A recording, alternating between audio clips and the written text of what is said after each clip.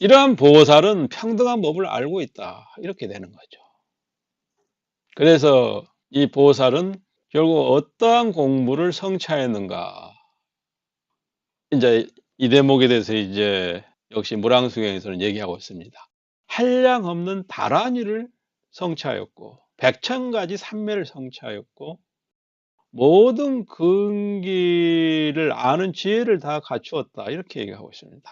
즉 이러한 보살은 좀 전에 말한 아라한과는 다르게 한량없는 다란이를 성취하였다는 얘기가, 다란이를 이제 번역을 하면은 이제 총지라고 번역을 하는데, 총은 모두 총자죠. 지는 가질 지자입니다. 총지라고 하는데 뭔 소리냐 이게, 이 선법과 악법을 잘 안다는 얘기죠.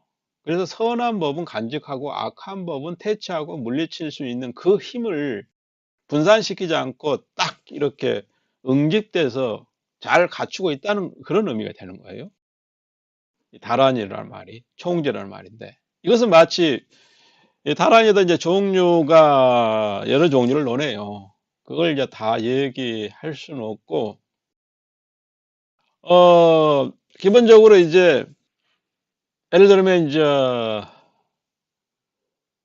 주문 다란이가 있어요. 그건 뭐냐면 예를 들어서 다란이 주문을 외운다 할 때 그 다란이 주문이 끊어지지 않고 흩어지지 않고 계속 한결같이 이어지게 쭉 하는 거죠. 마치 이슬방울이 뭉쳐서 토란잎 위에 하나의 덩어리, 물방울 덩어리가 이 바람이 살살살 불어도 흩어지지 않고 그 자리에서 뱅글뱅글 돌고 흩어지지 않는 것처럼 이렇게 하나의 덩어리로서 있는 상태를 다란이라고 그러는 거죠. 그래서 만약에 다란이 주문을 해온다면 그 주문이 이 주변 환경에 의해서 분산되지 않고 쭉 한결같이 이어지는 그런 상태를 이제 주문 다란이라고 하는 거죠. 반대로 이제 부처님 법, 중도의 도리와 뜻과 가르침에 따라서 한결같이 그런 상태를 잘 간직하고 있는 것을 이제 법다란이라고 부르기도 하고, 의다란이라고 하기도 하고, 주다란이라고 하기도 하고, 또 중도에 잘 머물러서 흩어지지 않고 잘 있는 걸 갖다가 이제 인다란이라 이렇게 부르기도 합니다. 다란이 의미가 가끔 경전에서 튀어나오는데 바로 잘 간직하고 능히 막는다, 그런 의미가 있는 거예요. 그러니까 선은 잘 간직하고 선법은 잘 간직하고 악법은 잘 막아낸다, 그런 의미가 있는 거죠.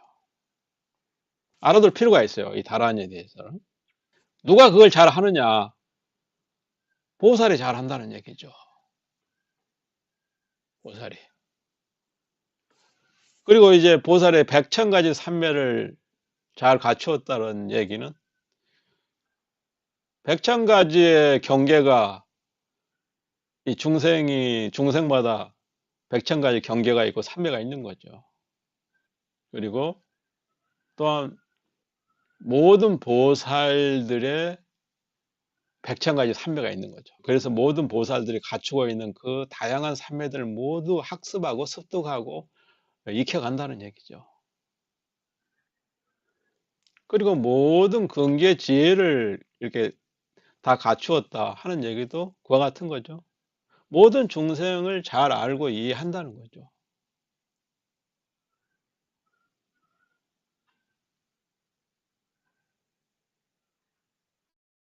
그리하여 두루 관찰하는 선정으로 깊은 법에 들어 마침내 부처님의 하엄 살매를 얻어 모든 부처님의 경전을 널리 알리고 그걸 설명해 준다. 즉 수지독송한다는 얘기죠. 부처님의 하엄 삼매는 말 그대로 모든 삼매 가운데 삼매가 아니겠습니까? 삼매의 의미는, 본래 의미는 이제 적정하다, 고유하다는 의미지만 더 나아가서 마음이 흩어지지 않는다, 그런 의미죠. 글자적인 뜻은 그렇다는 얘기죠. 즉 마음이 한결같이 유지가 되는 것, 그걸 이제 삼매라고 정의를 내립니다. 그러면 마음이 한결같지 않고 흩어지고 하는 이유는 무엇 때문인가? 매 순간 안팎의 일들 때문에 마음이 바빠서 그러는 거죠. 살필 일이 있다는 거죠. 의문이 있다는 거죠. 혹하는 일이 있다는 거죠. 그럴 때는 이제 삼매가 깨지는 거죠. 일반적으로. 그래서 참으로 삼매에 이르렀다는 얘기는 그러한 상태가 쭉 한결같이 이어진다는 건데, 그건 뭘 의미하냐면은 그러한 상태가 완전히 이제 드러났다는 얘기죠. 의심이 없다는 얘기죠. 예를 들어서 우리가 비유를 썼을 때, 예를 들면 초등학생이 더하기, 빼기, 곱하기, 나누기를 처음 배울 때는 오락가락 하게 됩니다. 근데 한번 딱 배워서 그 원리를 터득하고 나서는 절대로 헷갈릴 일이 없다는 거죠. 그와 같은 상태를 완전히 확보한 것을 어떤 의미에서는 삼매와 같다, 이렇게 비유할 수 있는 거죠. 단 여기에서 불교에서 말할 때는 이제 선한 법이 흩어지지 않고 한결같이 유지되는 걸 말하는 거죠.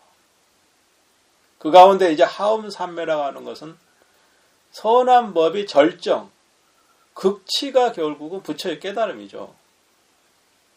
선한 법의 반대, 악법의 극치는 지옥이죠. 지옥에 사는 중생입니다. 참고로 아까 얘기해서 이제 화생이란 말을 하셨는데, 이 지옥 중생과 천상의 중생은 화생을 한다고 했습니다. 이게 매우 의미심장합니다. 어째서 그러냐? 어떻게 지옥 중생이 화생을 할까? 어떻게 천상의 중생이 화생을 할까? 몹시 의문스러운 대목이죠. 이건 잘 생각해보면 아주 의미심장한데, 지옥 중생이 화생을 한다는 것은, 예를 들면 우리가 비유를 써봅시다. 말 그대로 산채로 무간지옥에 떨어졌다, 이런 얘기 하죠. 산채로 무간지옥에 떨어졌다는 얘기를 불교에 나옵니다. 선성 비구가 산채로 부처를 비방하여서 아비지옥에 떨어졌다, 이렇게 얘기할 때 이것 자체가 화생을 얘기하는 거죠. 모습 그대로다는 얘기거든요. 지옥 중생이 된다는 것은, 만약에 인간계에서 지옥 중생으로 들어갈 때 옷을 바꿔 입을 여유도 없다는 거죠. 왜냐하면 그 자리에서 그대로 경직된 그대로 그 이미지, 그 판형 그대로 가서 떨어진다는 거죠. 그래서 그 몸과 마음에 갇히게 되는 거죠. 무거운 중생은 무거운 그대로, 그 판 그대로 가는 거고, 가벼운 중생은 가벼운 판 그대로 가기 때문에 천상계와 인간계는 천상계와 지옥은 정반대죠. 천상계는 반대로 가벼운 채 그대로 가는 거고, 지옥 중생은 무거운 채 그대로 가는 거죠. 마치 탐진치를 통해서 납으로 주물을 빚어서 형상을 빚어서 이루어진다면 그 모습 그대로 지옥으로 가서 그 납으로 만들어진 몸에서 결코 벗어날 수 없다는 거죠. 그러면 납으로 만들어진 것은 누구 때문에 만들어진 건가? 자신이 극단적인 탐진치를 농락을 해서 이루어진 거죠. 업의 소사이죠. 반대로 가벼움으로 이루어졌다는 것 역시 스스로의 업의 소사입니다. 탐진치를 털어내면 털어낼수록 가벼울 수밖에 없죠. 그렇기 때문에 화생한 것이다, 이렇게 이해할 수 있겠습니다. 보살의 깊은 법에 들어 부처님의 하음 산미를 얻어 모든 경전을 선양하고 연설한다. 모든 경전을 선양하고 연설한다는 말은 곧 수지 독송한다. 이 얘기와 같은 거죠. 이와 같은 이 보살이 갖는 이득은 결국에 가서는 이와 같이 하음산매를 얻는 것, 그리고 부처의 깨달음을 하고, 그리고 나서 자신의 원력대로 깨달음 이후에 중생제도를 하는 것, 이와 같은 것들이 저 아미타의 세계에서는 속전속결로 이루어질 수 있다. 이런 의미가 내포되어 있는 거죠.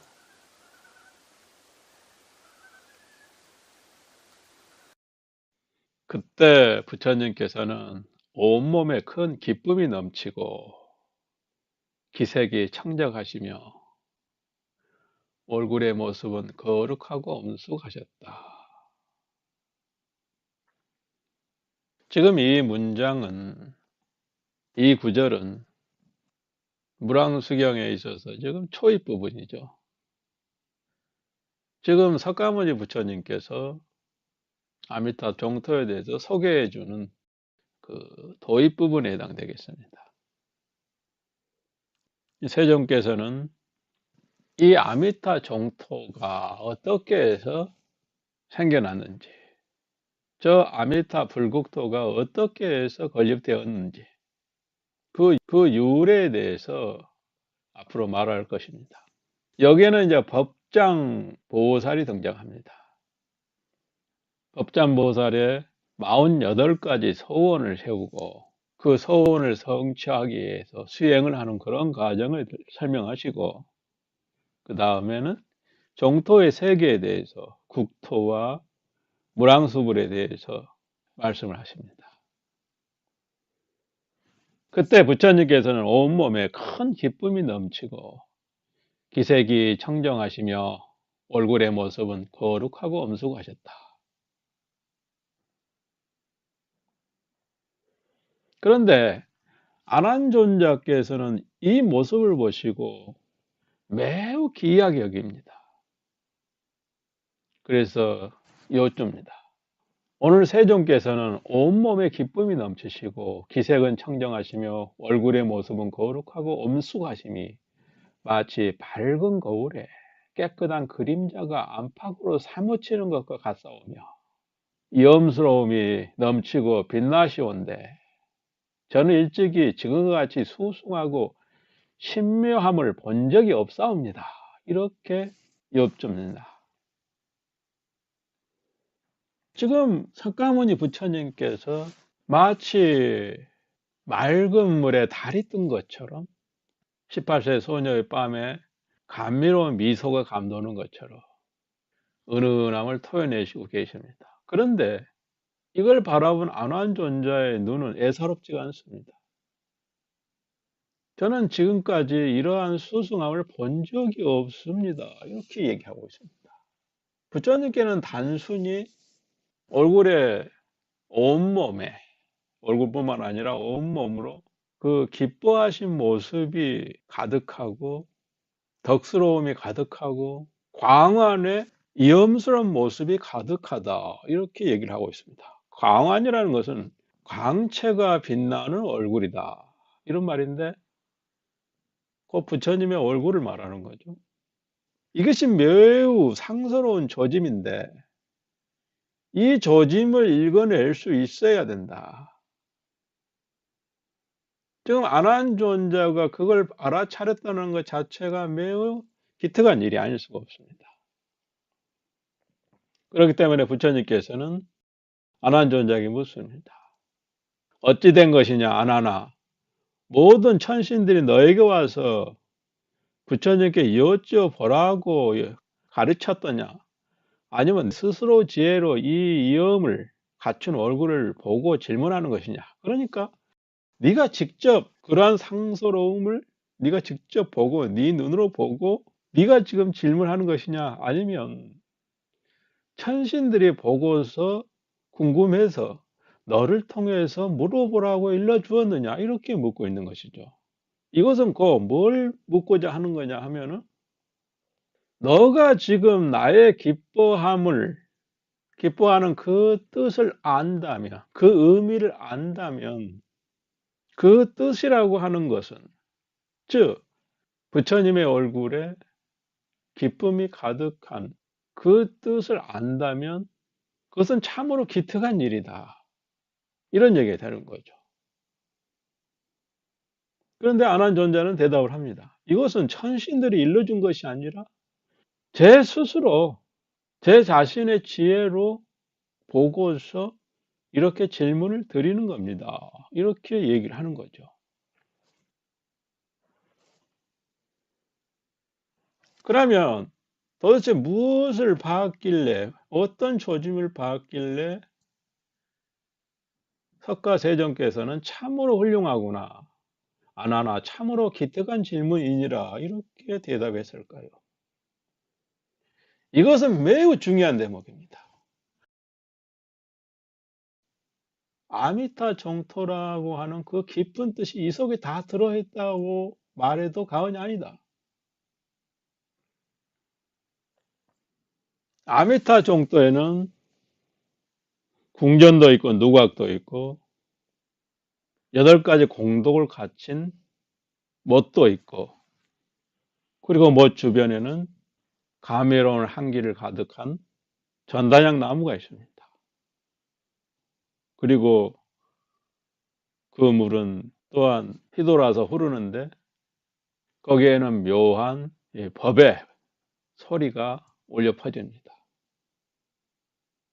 그리고 이 아미타 세계는 모두가 보살, 성문 이들 모두가 똑같은 모습을 가지고 있습니다. 이들은 모두 30 이상을 가지고 있습니다. 석가모니 부처님께서도 30 이상을 가지고 있죠.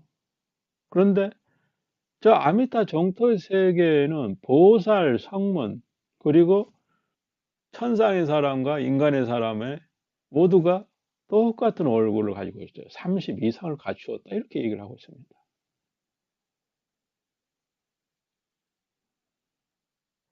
아미타의 세계의 이와 같은 평등한 모양, 너와 나의 구분이 없고 가까운 사람도 없고 먼 사람도 없고 내 것이라는 그런 소유욕도 없고 그리고 나라고 하는 의식조차도 존재하는 이 세계는 분명 욕계에서는 상상할 수가 없는 세계이죠.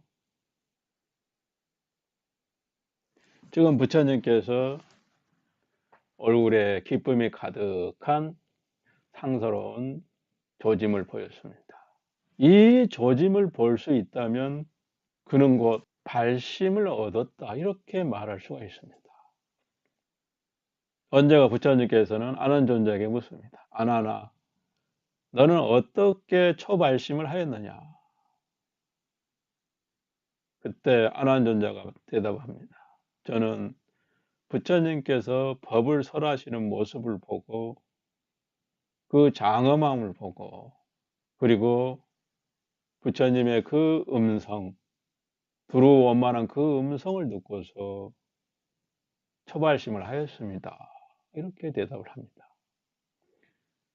그때 당시에 아난존자가 단순히 부처님의 소리를 듣고 모습을 본 것이 아니라는 것이죠. 소리 가운데 소리를 들었고 모습 가운데 모습을 본 것이죠. 그 소리 가운데 소리, 모습 가운데 모습은 마치 저 안한존자의 눈에는 없는 것 가운데에서도 있는 것 같고 있지 않은 가운데에서도 존재하는 것과 같은 묘한 도리를 봤다는 얘기가 되는 겁니다. 이렇게 안한존자가 본 이 묘한 도리는 그대로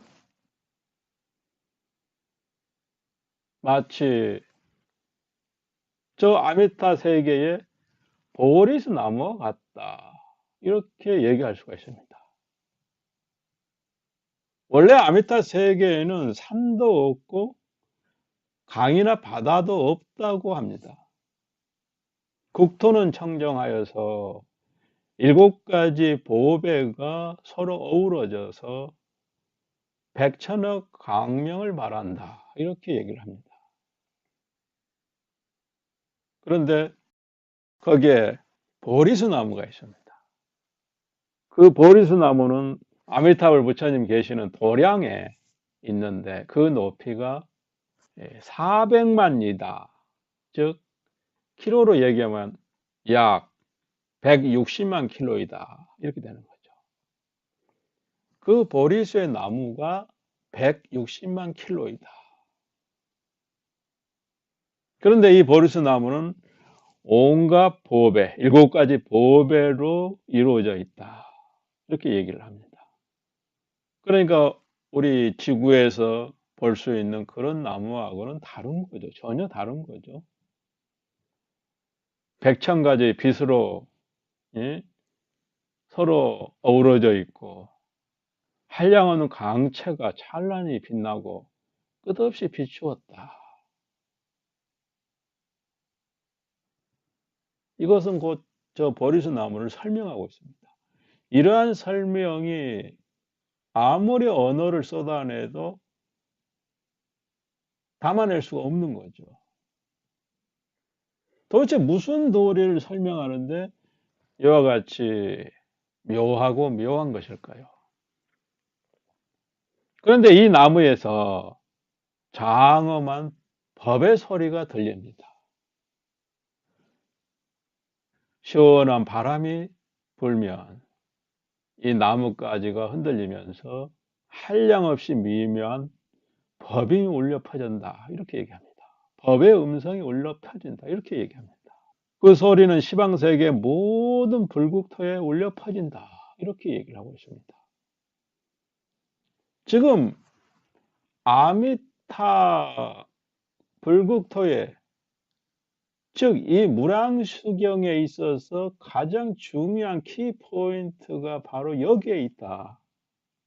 이 보리수 나무에서 한량없이 미묘한 법음이 울려 퍼지는데 그 법음이 시방세계의 모든 불국토에 울려 퍼진다고 얘기를 하고 있습니다. 법음이라는 것은 곧 부처님께서 법을 설할 때 부처님께서 법을 설하는 것 같은 거죠.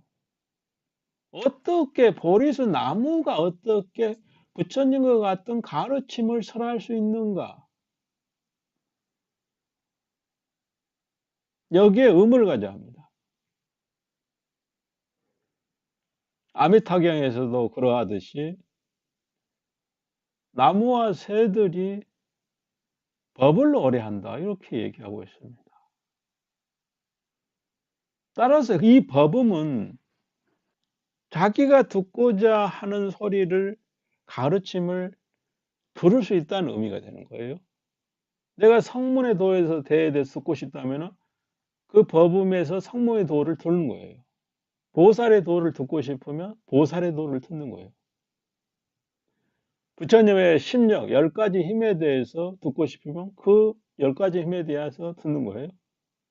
부처님의 4가지의 두려움이 없는 법, 두려워하지 않는 법에 대해서 듣고 싶으면 그걸 듣는 거예요.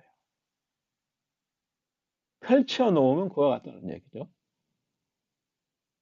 그걸 한 덩어리로 만들면 그냥 하나의 법의 소리인 거죠. 그러니까 지금 우리가 아미타 세계에 대해서 그림을 그릴 때, 이미지화를 시킬 때 아미타 세계는 아미타 부처님이 계십니다. 그리고 그 아미타 부처님이 계시는 그곳에 도량에 보리수 나무가 400만리의 높이를 가지고 있는 보리수 나무가 거기에 서 있습니다. 우뚝 서 있는 거죠. 그런데 이 아미타 세계에서 이 보리수 나무 제외한 그 외의 것들은 좀 경전에 의해서 보면은 뜻대로 생겨나고 자연이 이루어졌다 이렇게 표현하고 있습니다. 즉 산이 없지만 아미타 정토에는 산이 없어요. 산이 없는데 산을 원하면 산이 생겨나는 거예요. 강을 원하면 강이 생겨나는 거예요. 저마다 원하는 게 있죠. 그래서 저마다 원하는 것을 그 도화지에다 그리면 그 아름다운 채색과 곁들여지면 하나의 커다란 그림이 완성돼 가는 거죠. 그러면 그 원하지 않는 단계, 최초에 모든 걸 포함했을 때 그럼 거기에 뭐가 있느냐? 그러면 아미타 부처님께서 보리수 아래에 앉아 있는 모습이 있는 거죠. 그것도 석가모니 부처님께서 보리수 아래에서 앉아 계시고 그리고 마침내 깨달은 그 모습과도 매우 흡사한 거죠. 모든 부처의 모습은 다 같다고 했습니다. 200시각 불국토의 모든 부처님의 모습은 다 같다. 두 가지 모습이 있을 수 없다고 그랬어요.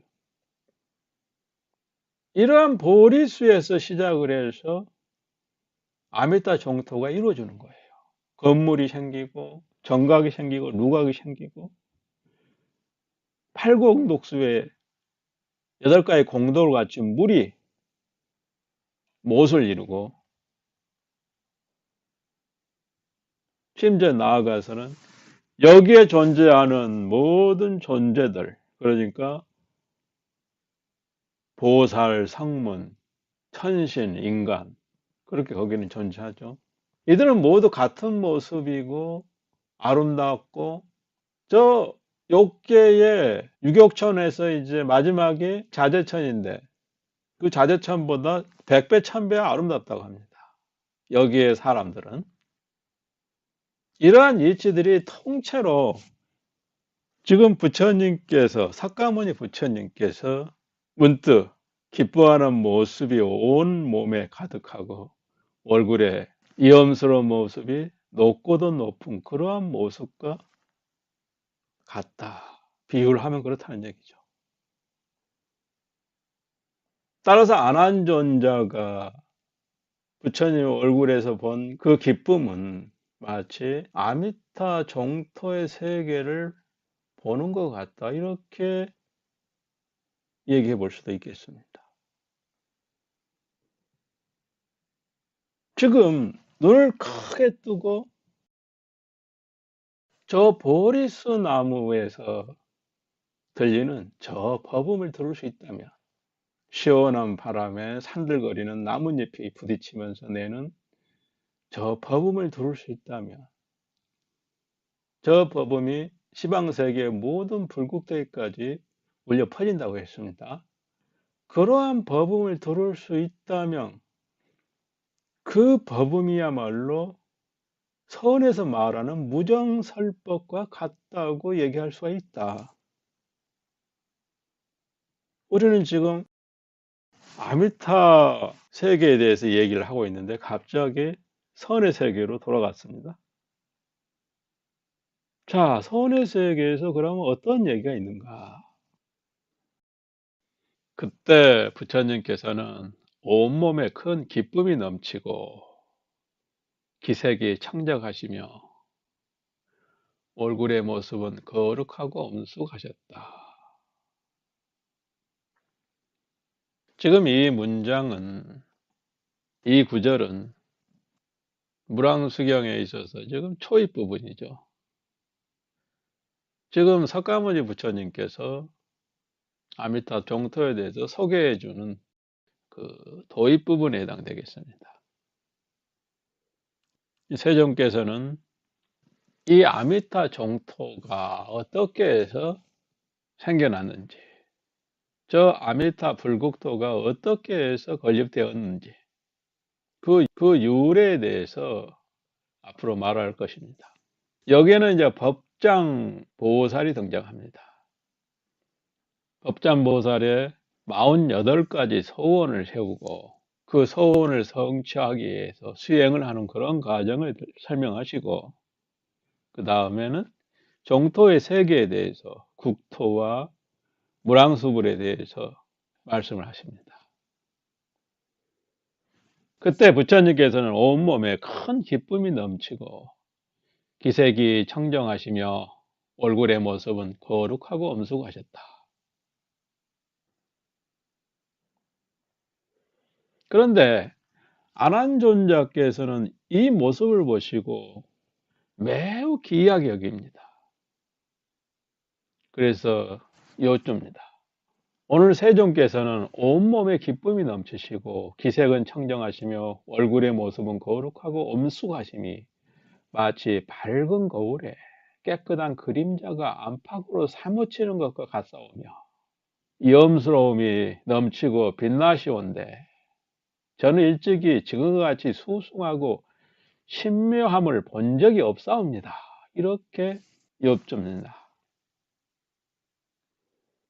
지금 석가모니 부처님께서 마치 맑은 물에 달이 뜬 것처럼 18세 소녀의 밤에 감미로운 미소가 감도는 것처럼 은은함을 토해내시고 계십니다. 그런데 이걸 바라본 안한존자의 눈은 애사롭지가 않습니다. 저는 지금까지 이러한 수승함을 본 적이 없습니다. 이렇게 얘기하고 있습니다. 부처님께는 단순히 얼굴에, 온몸에, 얼굴뿐만 아니라 온몸으로 그 기뻐하신 모습이 가득하고 덕스러움이 가득하고 광안에 이염스러운 모습이 가득하다, 이렇게 얘기를 하고 있습니다. 광안이라는 것은 광채가 빛나는 얼굴이다, 이런 말인데 그 부처님의 얼굴을 말하는 거죠. 이것이 매우 상스러운 조짐인데 이 조짐을 읽어낼 수 있어야 된다. 지금 안한존자가 그걸 알아차렸다는 것 자체가 매우 기특한 일이 아닐 수가 없습니다. 그렇기 때문에 부처님께서는 안한존자에게 묻습니다. 어찌 된 것이냐 안하나, 모든 천신들이 너에게 와서 부처님께 여쭤보라고 가르쳤더냐, 아니면 스스로 지혜로 이 이음을 갖춘 얼굴을 보고 질문하는 것이냐. 그러니까 네가 직접 그러한 상스러움을 네가 직접 보고 네 눈으로 보고 네가 지금 질문하는 것이냐, 아니면 천신들이 보고서 궁금해서 너를 통해서 물어보라고 일러주었느냐, 이렇게 묻고 있는 것이죠. 이것은 곧 뭘 묻고자 하는 거냐 하면은 너가 지금 나의 기뻐하는 그 뜻을 안다면, 그 의미를 안다면, 그 뜻이라고 하는 것은, 즉 부처님의 얼굴에 기쁨이 가득한 그 뜻을 안다면 그것은 참으로 기특한 일이다, 이런 얘기가 되는 거죠. 그런데 안한존자는 대답을 합니다. 이것은 천신들이 일러준 것이 아니라 제 스스로 제 자신의 지혜로 보고서 이렇게 질문을 드리는 겁니다. 이렇게 얘기를 하는 거죠. 그러면 도대체 무엇을 봤길래, 어떤 조짐을 봤길래 석가세존께서는 참으로 훌륭하구나, 안하나 참으로 기특한 질문이니라, 이렇게 대답했을까요? 이것은 매우 중요한 대목입니다. 아미타 정토라고 하는 그 깊은 뜻이 이 속에 다 들어있다고 말해도 과언이 아니다. 아미타 정토에는 궁전도 있고 누각도 있고 8가지 공덕을 갖춘 못도 있고, 그리고 못 주변에는 감미로운 향기를 가득한 전단양 나무가 있습니다. 그리고 그 물은 또한 피돌아서 흐르는데 거기에는 묘한 법의 소리가 울려 퍼집니다. 그리고 이 아미타 세계는 모두가 보살, 성문, 이들 모두가 똑같은 모습을 가지고 있습니다. 이들은 모두 30 이상을 가지고 있습니다. 석가모니 부처님께서도 30 이상을 가지고 있죠. 그런데 저 아미타 정토의 세계에는 보살, 성문, 그리고 천상의 사람과 인간의 사람의 모두가 똑같은 얼굴을 가지고 있어요. 30 이상을 갖추었다. 이렇게 얘기를 하고 있습니다.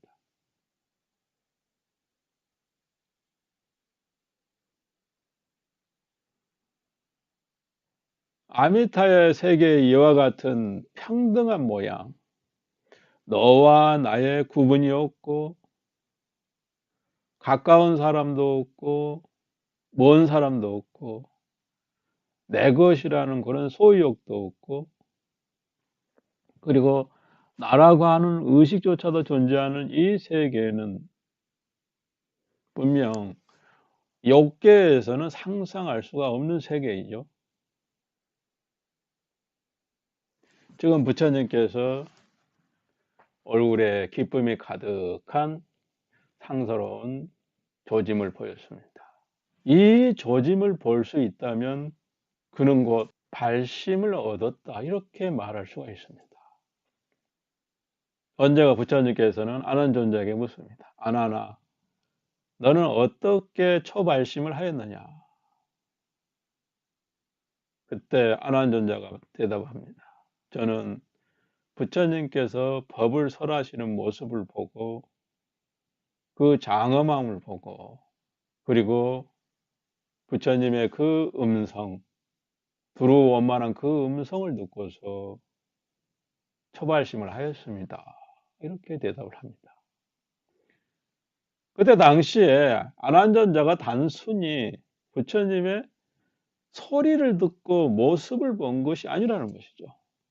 소리 가운데 소리를 들었고 모습 가운데 모습을 본 것이죠. 그 소리 가운데 소리, 모습 가운데 모습은 마치 저 아난존자의 눈에는 없는 것 가운데에서도 있는 것 같고, 있지 않은 가운데에서도 존재하는 것과 같은 묘한 도리를 봤다는 얘기가 되는 겁니다. 이렇게 아난존자가 본 이 묘한 도리는 그대로 마치 저 아미타 세계의 보리스 나무와 같다, 이렇게 얘기할 수가 있습니다. 원래 아미타 세계에는 산도 없고 강이나 바다도 없다고 합니다.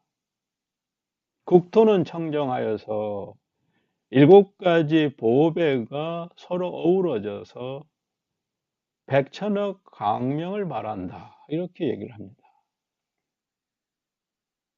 그런데 거기에 보리수 나무가 있습니다. 그 보리수 나무는 아미타불 부처님 계시는 도량에 있는데 그 높이가 400만 리다, 즉 키로로 얘기하면 약 160만 킬로이다, 이렇게 되는 거죠. 그 보리수의 나무가 160만 킬로이다. 그런데 이 보리수 나무는 온갖 보배, 7가지 보배로 이루어져 있다, 이렇게 얘기를 합니다. 그러니까 우리 지구에서 볼 수 있는 그런 나무하고는 다른 거죠. 전혀 다른 거죠. 100,000가지의 빛으로, 예? 서로 어우러져 있고, 한량없는 강체가 찬란히 빛나고 끝없이 비추었다. 이것은 곧 저 보리수 나무를 설명하고 있습니다. 이러한 설명이 아무리 언어를 쏟아내도 담아낼 수가 없는 거죠. 도대체 무슨 도리를 설명하는데 이와 같이 묘하고 묘한 것일까요? 그런데 이 나무에서 장엄한 법의 소리가 들립니다. 시원한 바람이 불면 이 나뭇가지가 흔들리면서 한량없이 미묘한 법이 울려 퍼진다. 이렇게 얘기합니다. 법의 음성이 울려 퍼진다. 이렇게 얘기합니다. 그 소리는 시방세계 모든 불국토에 울려 퍼진다. 이렇게 얘기를 하고 있습니다.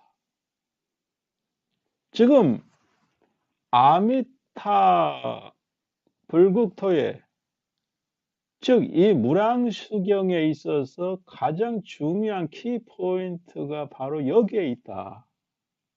이 보리수 나무에서 한량없이 미묘한 법음이 울려 퍼지는데 그 법음이 시방세계의 모든 불국토에 울려 퍼진다고 얘기를 하고 있습니다.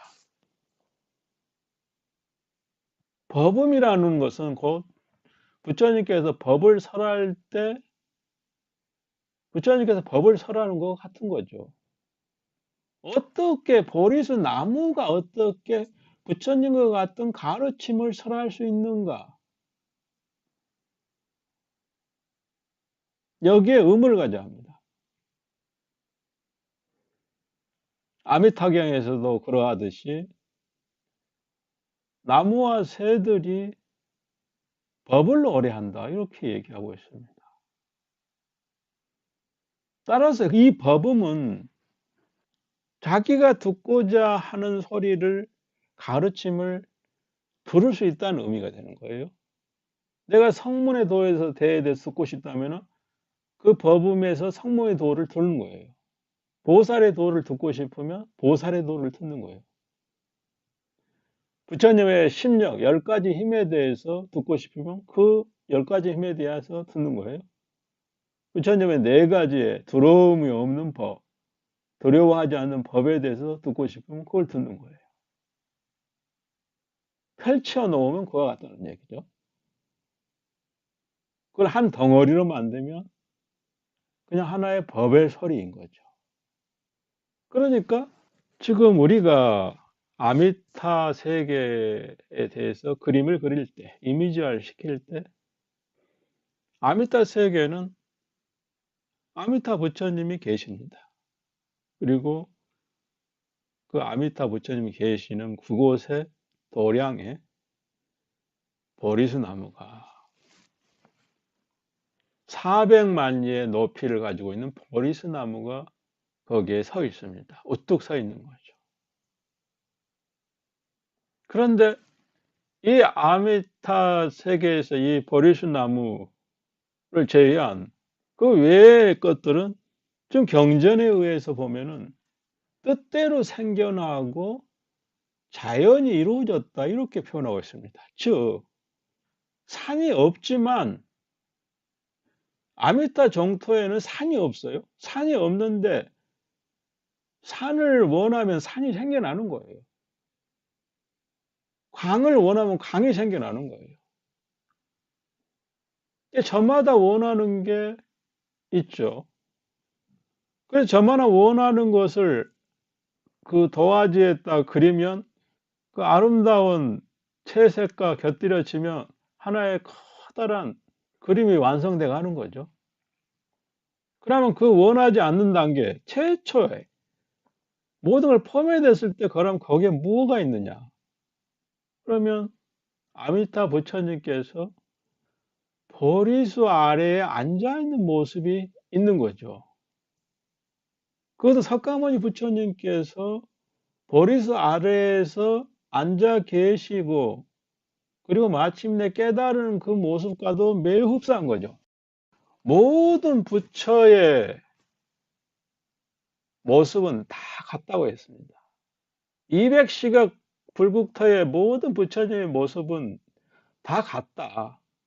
두 가지 모습이 있을 수 없다고 그랬어요. 이러한 보리수에서 시작을 해서 아미타 정토가 이루어지는 거예요. 건물이 생기고 정각이 생기고 누각이 생기고 팔공독수에 8가지 공도를 갖춘 물이 못을 이루고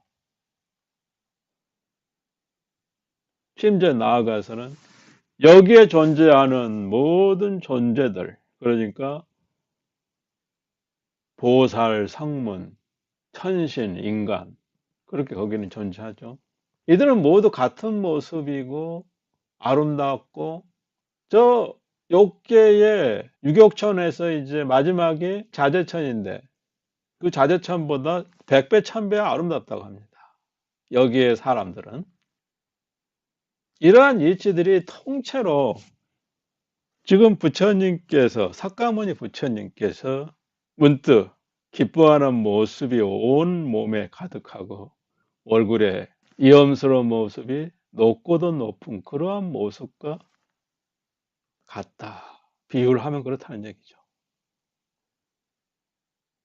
따라서 안한존자가 부처님 얼굴에서 본 그 기쁨은 마치 아미타 정토의 세계를 보는 것 같다. 이렇게 얘기해 볼 수도 있겠습니다. 지금 눈을 크게 뜨고 저 보리스 나무에서 들리는 저 버음을 들을 수 있다면 시원한 바람에 산들거리는 나뭇잎이 부딪히면서 내는 저 버음을 들을 수 있다면 저 버음이 시방세계의 모든 불국대까지 울려 퍼진다고 했습니다.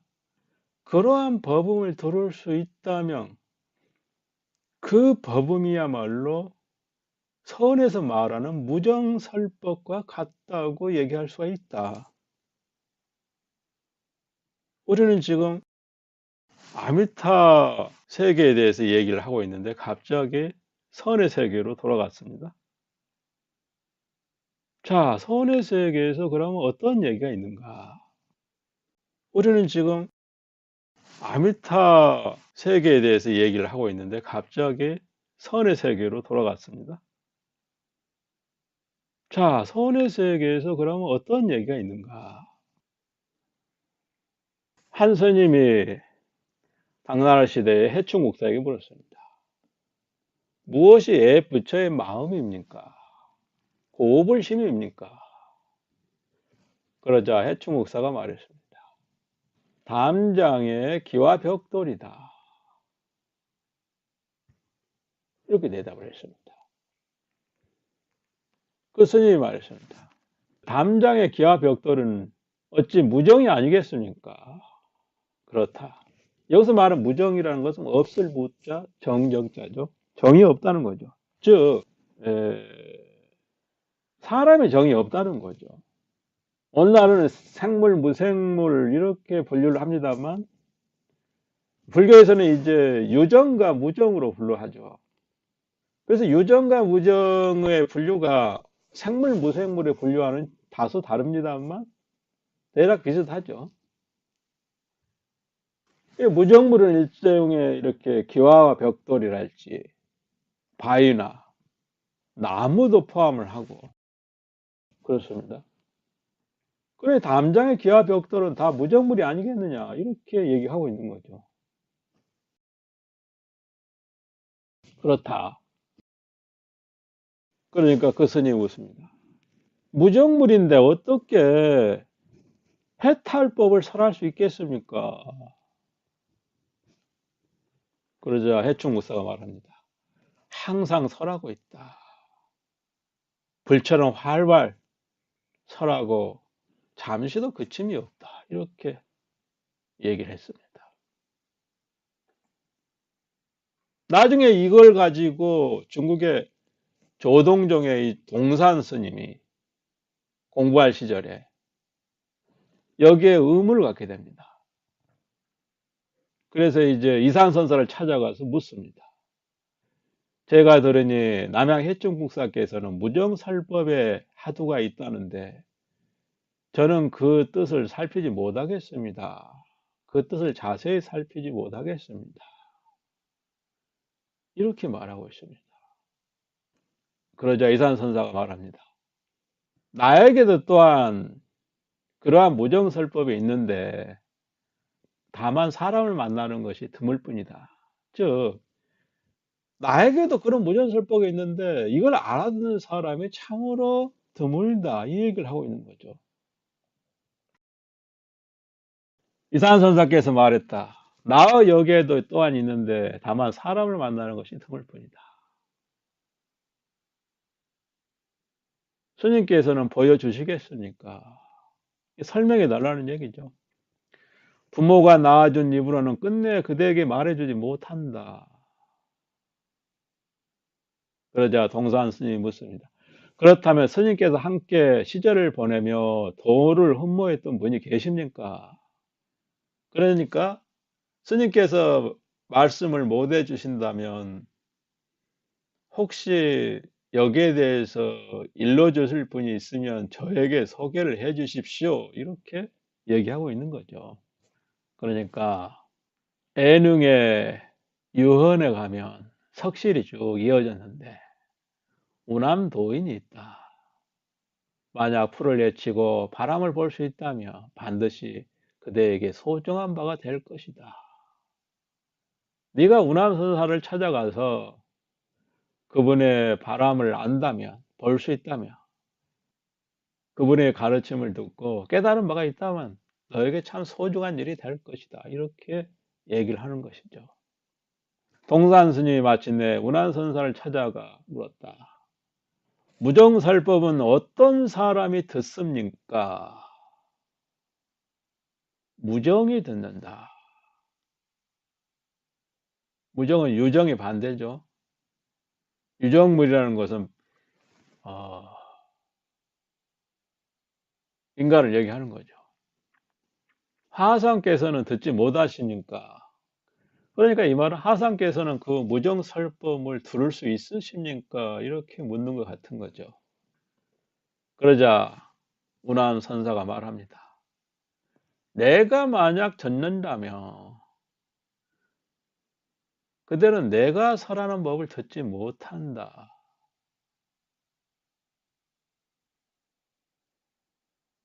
이 구절이 매우 중요합니다.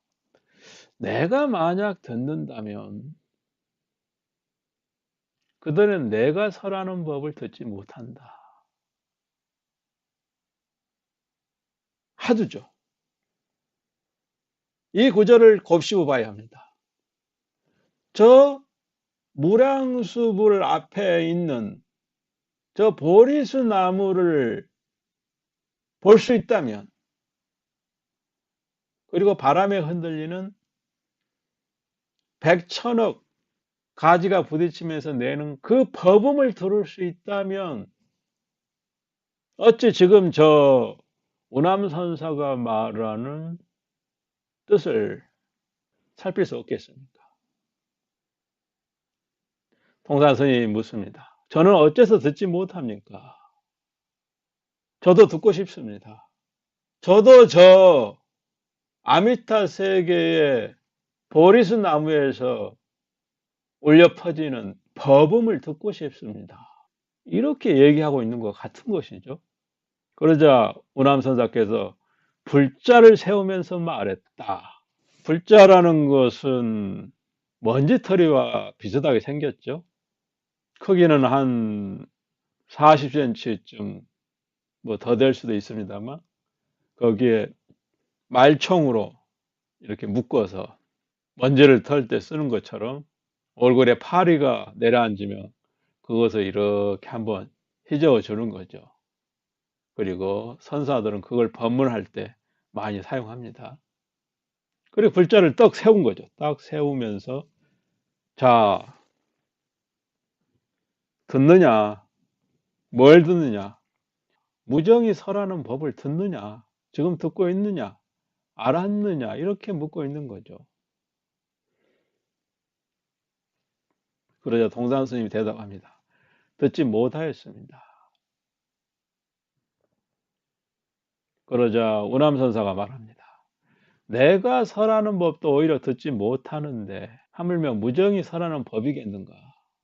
그러니까 또 내가 설하는 법도 못 알아들으면서 어떻게 무정이 설하는 법을 알아들을 수 있겠느냐 이렇게 말하고 있는 것이죠. 무정설법은 어떤 경전의 가르침에 있습니까? 그러니까 지금 동산 스님께서는 이 무정설법이란 말이 불경에 근거한 것입니까? 아니면 불경과는 전혀 동떨어지게 지금 얘기하고 계시는 겁니까? 어디에 근거하여서 무정설법이란 말이 있는 겁니까? 이렇게 말하고 있는 거죠. 그러자 오남선사께서 말합니다. 그대는 어찌 보지 못했는가? 미타경에서는 말하기를 물과 새, 나무와 숲이 부처를 생각하고 법을 염한다 라고 했다. 염불, 염법이다. 부처를 생각하고 법을 생각한다 라고 하였다. 뭐가? 물, 새, 나무와 숲이 부처를 생각하고 법을 생각한다 라고 아미타경이 얘기했다 이겁니다. 아미타경이 그렇게 나오죠. 새들이 하루 6대에 5근 오려 7보리분 8정도를 노래한다 이렇게 얘기하고 있습니다. 하루 6대라는 것은 낮에 3대이고 밤에 3대를 얘기하는 거죠. 저 물과 새, 나무와 숲이 부처를 염하고 법을 염한다 그랬어요. 쉴 새 없이 염하고 있다. 이렇게 얘기할 수가 있는 거죠. 아미타 정토에 있는 이 보리수 나무는 애사로운 보리수 나무가 아니다. 어떤 자는 이 보리수 나무에서 울려 퍼지는 법음을 듣고 무생법인을 얻는다. 이렇게 말하고 있습니다. 그런데 이 무랑수경에서는 법음을 듣는 자는 무생법인을 얻는데 저 보리수 나무를 보는 자는 그 근기에 따라서 3가지를 얻는다고 얘기합니다. 첫째는 음향인이고 둘째는 유순인이고 셋째는 무생법인이다. 이렇게 얘기를 하고 있어요. 그러니까 보는 것과 듣는 것을 구분하고 있어요. 그 법음을 듣는 자는 무생법인을 얻는데 보리수 나무를 보는 자는 여기에는 3가지가 있다. 이렇게 얘기하고 있는 거죠. 그러면 음향인, 유순인, 무생법인 이 3가지가 있다고 했는데 여기서 인자가 들어가죠. 참을 인자입니다. 근데 이 인자는 참을 인자지만 도장 인자도 돼요. 도장이라는 걸 뭘 의미하죠? 확실하게 어떤 결정을 내리는 거죠. 내지는 손뼉을 치면서 무릎을 치면서 나는 이제 알았다. 이렇게 스스로 선언하는 것 같은 거죠. 알았다라는 것은 새로운 세계의 문을 연 것이죠. 다 알았다는 의미는 아니죠. 새로운 세계의 문을 꼴을 열고서 들어갔다. 그러면 이제 그 세계를 이제 종횡무진하기 위해서는 또 많은 수행을 해야 된다는 의미가 들어있는 거죠. 그러면 이제 우리가 음향인이라는 것이 무슨 말인가? 여기에 대해서 우리는 한번 살펴보겠습니다. 음향인이라는 것은 음향이라는 것은 소리 음자에다가 메아리 향자를 씁니다. 소리와 메아리라는 것이죠. 그러니까 뭔 소리냐면은 소리와 메아리는 눈으로 봐서는 존재하지 않는 겁니다. 그런데 귀로 들으면 분명히 존재하는 것이죠. 그래서 없는 것 같으면서도 있는 것을 의미하는 거죠. 그러니까 비유를 쓰면은 어떤 소리를 듣고 어떠한 도리를 아는 것과 같은 것이죠. 그렇지만 소리를 뒤적거려서는 없는 것 같은 거죠. 그런데 그 없는 가운데 뭔가가 있거든요. 우리 그런 얘기 많이 하죠. 뭔가가 있단 말이야. 분명히 뭔가가 있단 말이야. 이런 얘기를 합니다. 어떤 사람이 미소를 샥 흘리면서 이렇게 지나가는 거예요. 그러면 그걸 보고 자가 무슨 꿍꿍이가 있는데 이런 얘기를 합니다. 내지는 저것은 틀림없이 이와 같은 뜻에서 저렇게 미소를 지은 것일 것이다. 이런 미소를 보고 얼굴을 보고 나름대로 어떤 뜻을 끄집어내는 거, 이해하는 거, 이런 의미가 되는 거죠. 그러니까 부처님께서 법을 설하실 때 언어를 통해서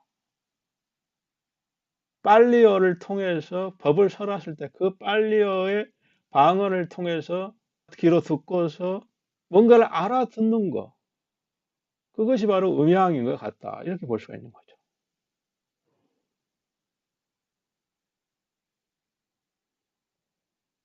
그러니까 법문을 듣고 어떤 큰 스님이 법을 설하는 그 설을 듣고 저 보리수에서 나는 법음을 살짝 엿듣는 것 같은, 꼭 그건 아니지만 앞에서 얘기한 그런 무전설법의 뜻은 못 되더라도 그것의 반의 반쯤은 알아듣는 것 같은 거, 그것을 바로 음양이니라 얘기할 수 있다, 이렇게 얘기하는 거죠. 그다음에 유순인이 나와요. 두 번째는 부드러울 유자, 따를 순자, 그리고 참을 인자를 쓰죠. 어떤 사람은 유순인을 얻게 된다 그랬어요. 뭘 보고? 보리수 나무를 보고.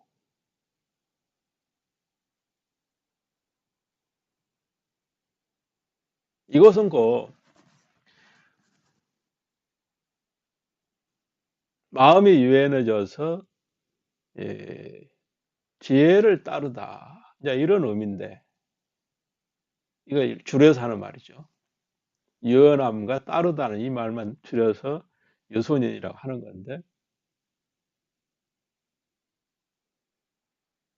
이것은 그 팔지보살 이전의 단계에서 오직 부처님의 지혜를 따르고 그리고 육바라밀을 행하는 것 같다, 가르침에 따라서 행하는 것 같다, 이렇게 볼 수가 있는 거죠. 그러면 이렇게 부처님의 지혜를 따르고 육바람을 행한다는 것은 뭘 의미하느냐 그러면 그에게 발심이 있다는 걸 의미하고 중도를 더듬어 간다는 걸 의미하는 거죠. 그렇지만 중도를 확실히 드러낸 게 아니죠. 만약 그가 확실히 중도를 이제 드러냈다, 밝혔다고 하면은 무생법인을 얻었다, 이렇게 얘기할 수가 있는 거죠. 중도 이치를, 실상의 이치를 잃지 않고 놓치지 않고 일승의 도리를 잘 간직해서 가고 있는 자이다, 그런 의미가 되는 거죠.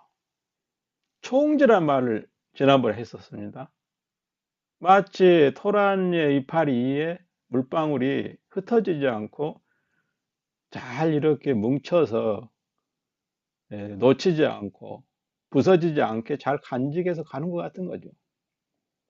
마치 종재기에 물을 담아서 산길을 오르내리지만 그것이 흩어지지 않고 잘 간직해서 가는 것을 우리는 총지에 비춰볼 수가 있는 거죠.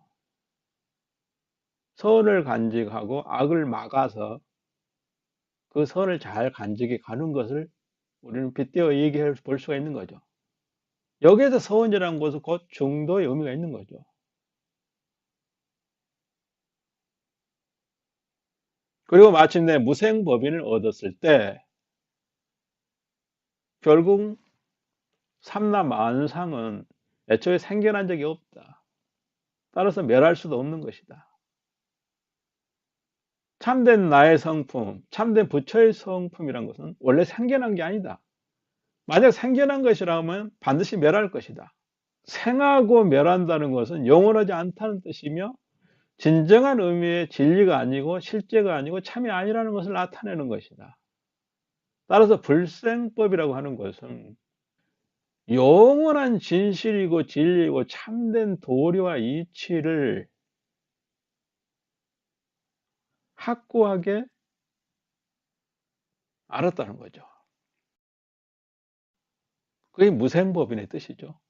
즉, 이 말은 부처님의 도를, 깨달음을 절대로 이제 의심하지 않는다는 얘기죠. 추호도 의심하지 않는 단계에 이르렀다는 얘기입니다. 부처님의 도를 다 깨달았다, 확철하게 깨달았다는 의미는 아니에요. 그것은 무생법인이라고 표현할 수 없는 거죠. 여기서 법인이라고 한 것은 부처님의 깨달음을 절대로 이제 의심하지 않는다는 그런 의미가 들어요. 그런데 그렇기 때문에 이걸 불태전이라고 그러죠. 절대로 뒤로 물러나지 않는다는 얘기죠. 물론 불태전이라는 이 용어는 쓰임새에 따라서 팔지보살의 단계를 불태전이라 하기도 하지만 때로는 초지보살 단계를 불태전이라고 얘기하기도 합니다. 예. 이미 초지에 이르러서 중도 일승의 도리에 대해서 눈을 뜨게 되면은 다시는 절대로 사막도에 떨어지지 않는다. 그런 의미가 되는 거죠. 통산 스님이 우람선사를 만나서 무정설법에 대해서 묻습니다.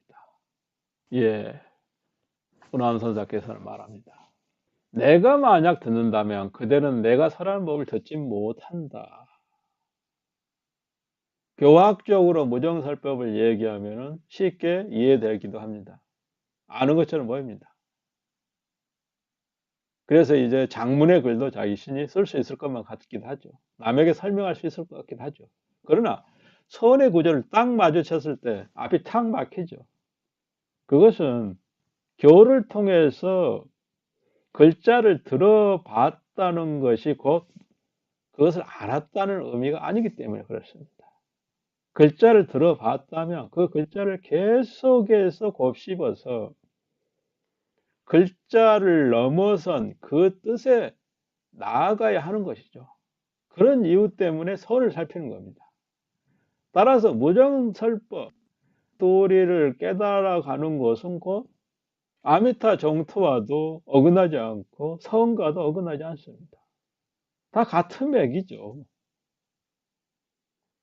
다만 하는 방법 논상에 있어서 때로는 빠르기도 하고 때로는 더디기도 합니다. 그것도 사람 나름이죠. 예, 동산 스님이 묻습니다. 저는 어째서 무정설법을 듣지 못합니까? 오남선사가 불자를 세우면서 말했다. 자, 듣는가? 듣지 못하겠습니다. 내가 설하는 법도 오히려 듣지 못하는데 하물며 무정이 설하는 법을 들을 수 있겠는가? 비록 이 말은 한마디이지만 저 버리수 나무가 통째로 오남선사 앞에 뚝 서 있는 것 같다. 이렇게 말할 수가 있습니다. 그리고 그 버리수 나무에서는 어느덧 미풍이 불어와서 백천억 나뭇가지들이 서로 부딪히면서 백천억 법문을 하는 것 같다. 그리고 그 법문은 온 국토에 퍼져서 봄바람을 일으키고 꽃바람을 일으키고 모든 사람들로 하여금 봄나들이를 가도록 재촉하는 것 같다. 이렇게 말할 수가 있는 거죠.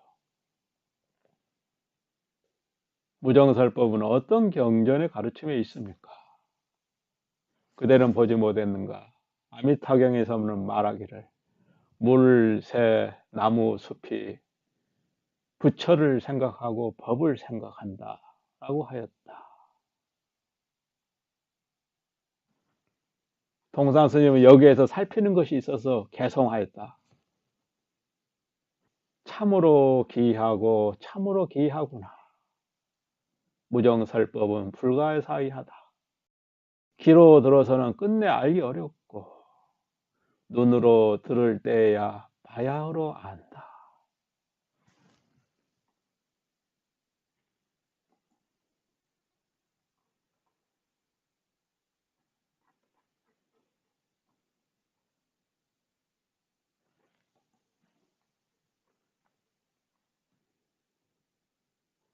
네, 오늘은 여기까지 하겠습니다.